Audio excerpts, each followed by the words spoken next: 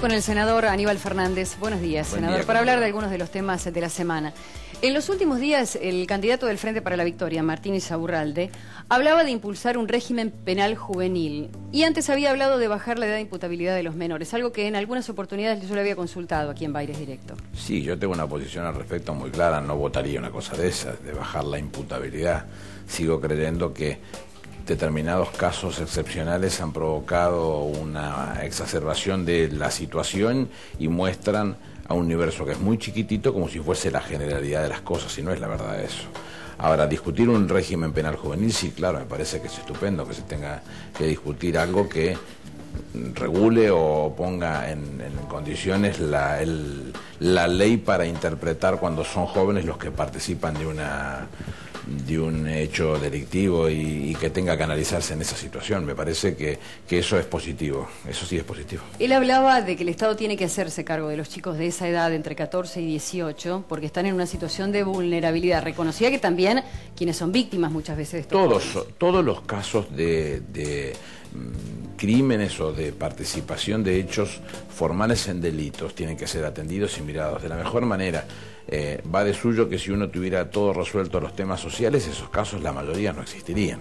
No hay nadie que haya nacido para ser un delincuente. El hecho es que uno tiene que encontrarle muchas más salidas cuando trabaja en la inclusión de su familia, de sus padres, de trabajo seguro y de las posibilidades de una movilidad social ascendente en la propia persona del chico de 14, 16 años. Yo no hablo de 14, hablo de 16 años como dice la actual legislación, y esa legislación ya contempla la forma de tratarlos. No ha variado y en eso hay legislación más que importante, e inclusive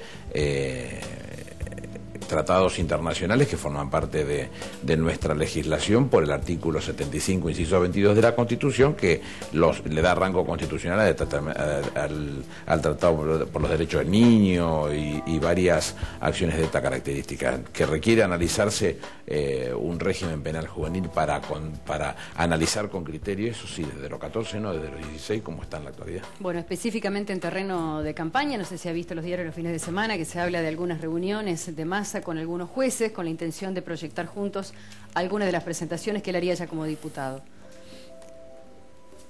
Algunos proyectos que tienden a que, por ejemplo, la justicia y sobre todo los jueces tengan un poco más de poder. Pero el juez tiene poder per se, porque el poder jurisdiccional en la Argentina lo tiene solamente la justicia.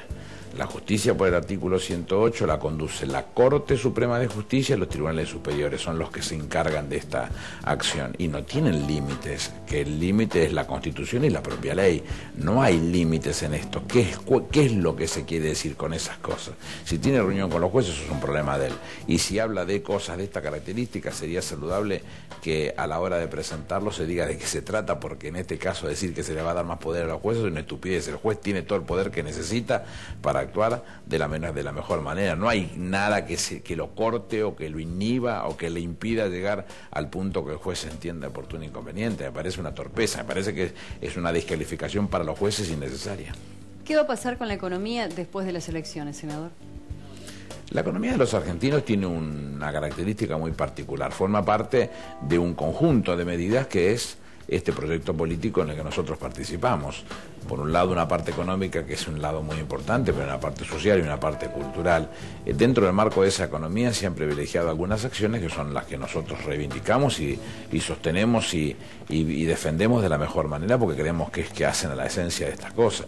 Hemos discutido situaciones como las AFJP y el dinero de los trabajadores para las posibilidades del desarrollo de su vida futuro y las jubilaciones a su futuro estaban en manos de privados, hoy están en manos del Estado. Massa dice que él quiere que sean mitad y mitad, o por lo menos en parte volver a la situación privada. ¿Cómo se vuelve mitad a la situación privada? Y si se está financiando con eso la asignación universal por hijo, que entonces hay que quitarle la asignación universal por hijo a la gente, según este candidato. La realidad es que nosotros creemos que no, creo que es un sistema muy saludable de inclusión de aquellos que no han podido todavía conseguir un trabajo o trabajar en forma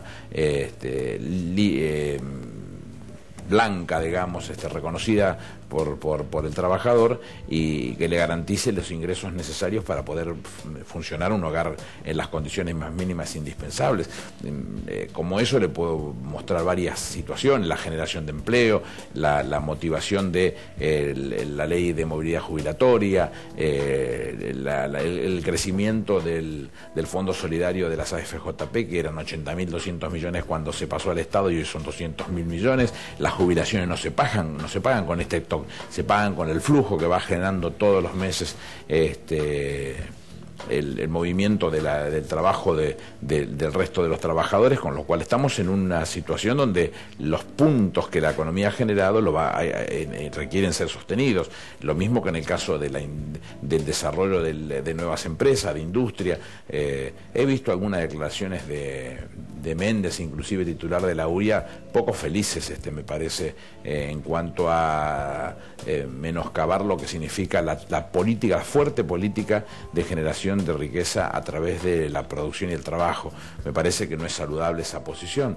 Bueno, a lo mejor será porque tiene su compañero de Mendigún en la lista de Massa, que poco tiene que ver con los trabajadores, ¿no? Cuando él vendió con Iglio no se puso a pensar mucho en sus trabajadores, resolvió su situación y nada más. Entonces no le creo yo esas cosas a esta gente que supuestamente son los grandes defensores de los trabajadores, ¿no? Y por último, en el Congreso, una semana clave, senador, finalmente ganancias se convierte en ley.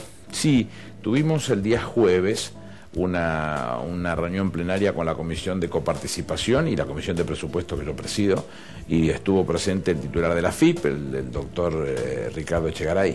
Hizo una exposición respecto de todo lo sucedido y qué es lo que se está planteando con las modificaciones a la ley de impuesto a las ganancias y qué es lo que se pretende específicamente cuando hablamos de sociedades que no cotizan en bolsa, cuando hablamos de dividendos de sociedades que no cotizan en bolsa, la transferencia de sociedades que no estaban grabadas, situaciones muy claras.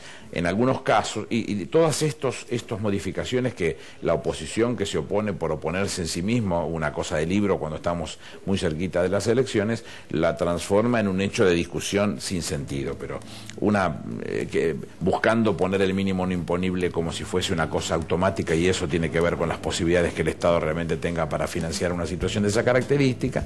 Y en el caso puntual de la renta, surgió esto de las discusiones que la presidenta motivó con banqueros y con industriales y con trabajadores, y algunos insistían sobre la vocación de que se grabara también el plazo fijo, temas que hemos hablado con usted muchas veces y que siempre le he dicho no tiene ningún sentido. Bueno, tan cierto es así que el gobierno volvió a ratificar que no tiene sentido, porque de ahí sale, de ese ahorro, del ahorro literalmente de los argentinos, salen los préstamos a la producción, que en definitiva van consiguiendo posibilidades. Eso sería muy simple de apreciar, que si uno grabara el plazo fijo, ese dinero de a poquito se iría yendo hacia otro lugar, no sé cuál, ni tampoco soy motivador ni quiero hacer la apología de cualquier otra forma de utilización, santa o no santa, de sus dineros, y lo que se pretende en este caso es que el plazo fijo siga estando en el banco y reconocido de la forma en que tiene que estar reconocido. Pero bueno, como nuestro reglamento dice que tenemos que tener una semana de dictamen, el jueves fue el dictamen que firmamos en las dos comisiones, este jueves estamos entrando al recinto a debatirlo y seguramente sacaremos la sanción definitiva para su promulgación en el transcurso de la semana. Gracias, senador. Gracias a usted. Seguimos. Barack Obama pide la intervención militar de Estados Unidos en Siria y es un día clave para el mundo.